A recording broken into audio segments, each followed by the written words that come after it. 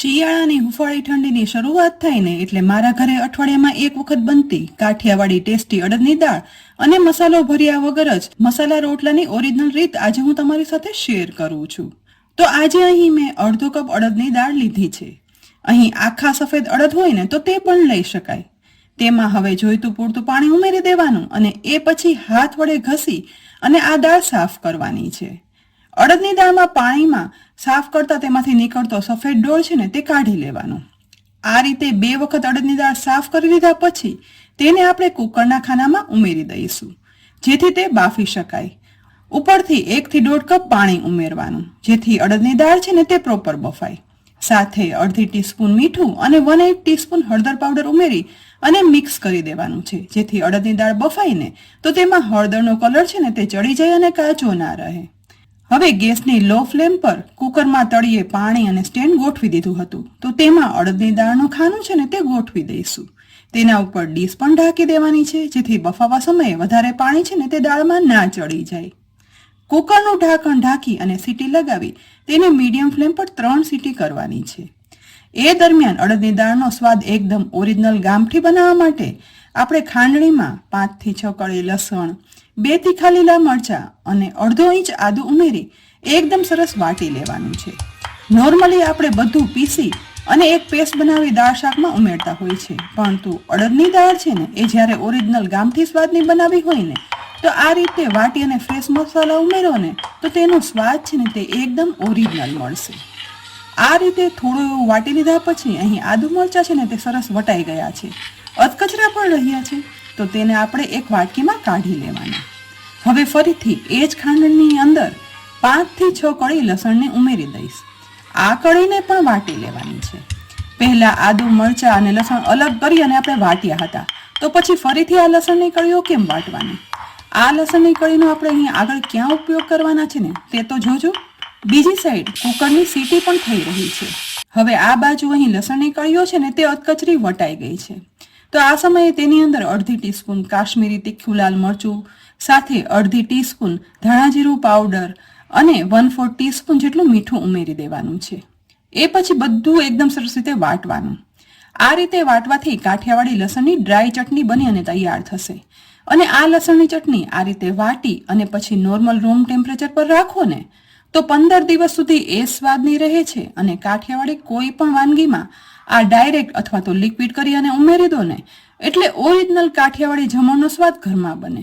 પણ આજે તો આપણે આ લસણની ચટણીનો જમવામાં અથાણા તરીકે ઉપયોગ કરશું. તૈયાર થયેલી ચટણી છે ને તેને પણ અલગ કાઢી રાખી દેવાની. હવે અહીં મેં એક ડુંગળી અને એક ટમેટું લીધું છે. તેની સાથે કોથમીર પણ લીધી છે. ડુંગળીની છાલ ઉખડી લેવાની. કાઠિયાવાડી જમણ છે ને એ સંભારા ચટણી વગર તો અધૂરું કહેવાય અને દરેક થાળીમાં અથાણા સંભારાનું એક અલગ જ મહત્વ હોય છે.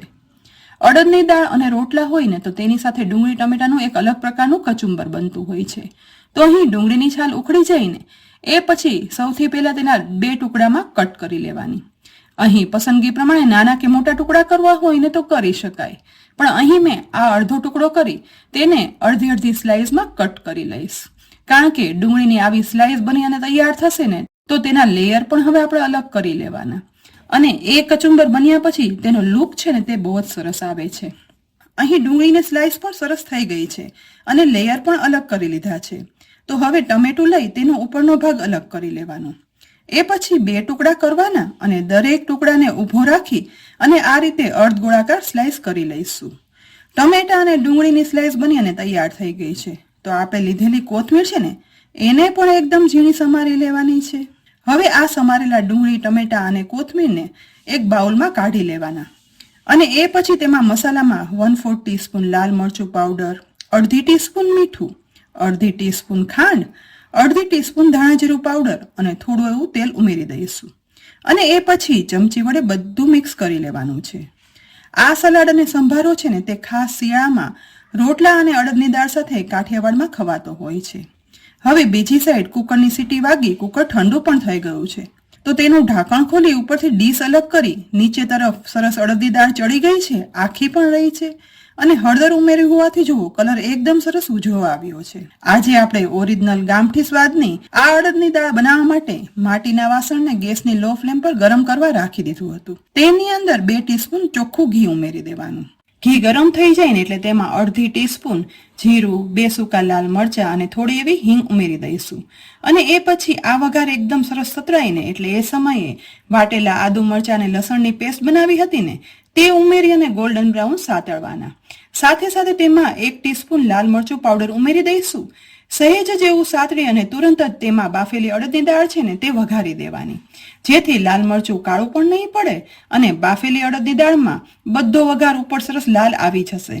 બસ જુઓ અહીં વઘાર બધો ઉપર આવી ગયો ને એટલે આ સમયે સહેજ એવું મિક્સ કરી લેવાની, જેથી આખો વઘાર છે ને તે અડદની દાળમાં સરસ મિક્સ થઈ જાય. સાથે થોડું એવું ધાણા જીરું પાવડર ઉમેરશું અને આ સમયે ચાખી અને મીઠું ઓછું લાગે ને તો જ ઉમેરવાનું. એ પછી સહેજ એવું મિક્સ કરવાનું અને અડદની દાળ ઉકળવા દેવાની શરૂઆત કરવાની.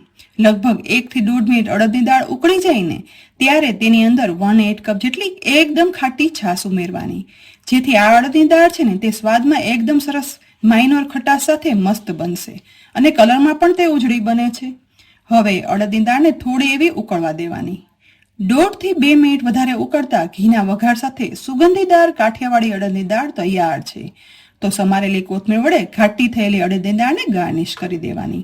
થોડી આખી અને થોડી એવી લિક્વિડી આ ઘાટી અડદની દાળ તમે રોટલા કે રોટલી ભાખરી સાથે ખાઓ ને એટલે શાકની પણ જરૂર ના પડે.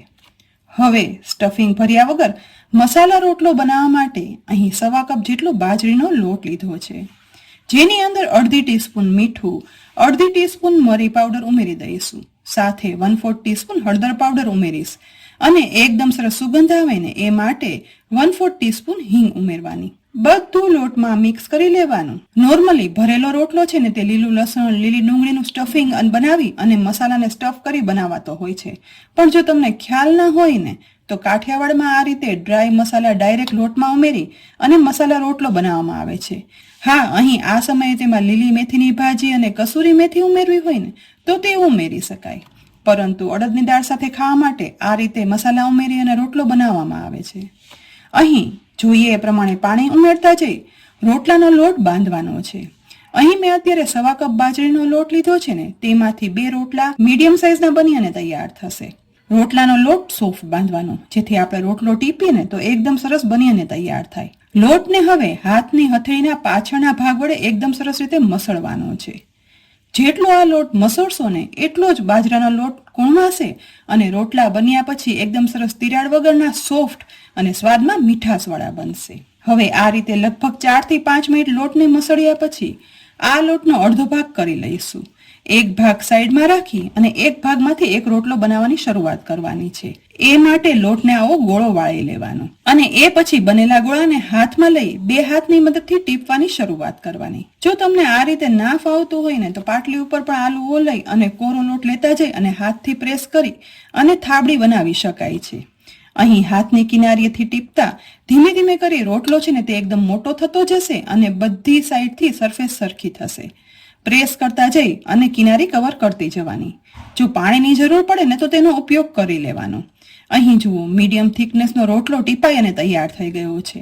તો હવે ગેસની ફ્લેમ પર મેં ગરમ થતી તાવડીની અંદર આ રોટલો હવે ઉમેરી દીધો અને માટીની તાવડી ઉપર જ રોટલો તમે બનાવો ને તો તેનો ઓરિજિનલ સ્વાદ આવે છે. લગભગ 1 થી 1.5 મિનિટ એક સાઈડ રોટલાને શેકાવા દેવાનો. એ પછી તવેથાની મદદથી આ રોટલાની સાઈડ ચેન્જ કરી લેવાની. ગેસની ફ્લેમ છે ને તે હવે મીડિયમ કરી અને બીજી સાઈડ આ રોટલાને 3 મિનિટ માટે શેકવાનો છે, જેથી તે અંદર સુધી ચડી પણ જશે અને પડ છે ને તે થોડું એવું કડક થઈ જશે. લગભગ 3 મિનિટ સુધી એક સાઈડ ચડ્યા પછી હવે આ રોટલાની સાઈડ છે ને તે ફરીથી ચેન્જ કરી દેવાની. આ સમયે પણ ગેસની ફ્લેમ છે ને તે મીડિયમ રાખવાની. ઉપરથી આ રોટલાને હવે ધીમે ધીમે પ્રેસ એવી રીતે કરવાનું કે જેથી તેમાં ક્રેક ના પડે. ધીમે ધીમે પ્રેસ કરતા રોટલો છે ને તે નીચેની સાઈડથી ફૂલવા લાગશે અને બંને પણ અલગ થઈ જશે. બસ ધીમે ધીમે લગભગ 3 થી 4 વાર પ્રેસ થઈ જઈને એ પછી રોટલાની સાઈડ ચેન્જ કરતા જુઓ 2 પડ અલગ થઈ રોટલો બની અને તૈયાર થઈ ગયો છે. એકદમ ગોલ્ડન બ્રાઉન સરસ રોટલો બન્યો છે ને. આ મસાલાવાળો રોટલો છે ને તે હવે આપણે ગેસ પરથી નીચે ઉતારી લઈશું અને ગરમ જ છે ને ત્યારે તેના બે પડ અલગ કરતા જ અહીં જુઓ અંદરથી એકદમ સરસ મસાલા સહિત વરાળ વાળો ગરમા ગરમ બે પડ વાળો રોટલો બની તૈયાર થઈ ગયો છે. આ મસાલા રોટલો તમે અડદની દાળ સાથે ખાવો ને તો પણ અને એમ જ ખાવો કે ઠંડો ખાવો ને તો પણ મજા આવી જશે. હવે આ બનેલા મસાલાવાળા રોટલાને આપણે ઘી પણ એકદમ સરસ લગાવી લેવાનું જેથી તે એકદમ કૂણો રહે. અને એ પછી ગરમા ગરમ રોટલા સાથે આપણે બનાવેલી ઠંડીમાં ખાવાની મજા આવે ને તેવી ડીશમાં અડદની દાળ પણ અહીં મેં પીરસી લીધી છે. તેની સાથે ડુંગળી ટમેટાનું કચુંબર પણ પીરસી લઈશું. એકદમ દેશી થાળી ઠંડીમાં તાકાત આપે અને સ્વાદિષ્ટ તો એવી ને કે તેનો સ્વાદ મોંમાં રહી જાય. સાથે સાથે અહીં આપણે છાશ, ગોળ, લીલા આદુ, હળદર અને બનાવેલી લસણની લાલ ચટણી પણ પીરસી લીધી છે. આ એક સંપૂર્ણ કાઠિયાવાડી થાળી જો તમે આજે ઓરિજિનલ સ્વાદથી બનાવી હોય ને તો ચોક્કસ બનાવજો. અને એ પછી કહેજો કે આ ઓરિજિનલ રેસીપી તમને કેવી લાગી. રેસીપી ખરેખર ઉપયોગી લાગી હોય ને તો લાઈક કરી અને શેર કરજો. સાથે જ અમારી યુટ્યુબ ચેનલ સબસ્ક્રાઇબ કરી અમારા ફેસબુક પેજને ફોલો કરી લેજો. આવતીકાલે ફરી મળશું નવી રેસીપી સાથે. ત્યાં સુધી આવજો.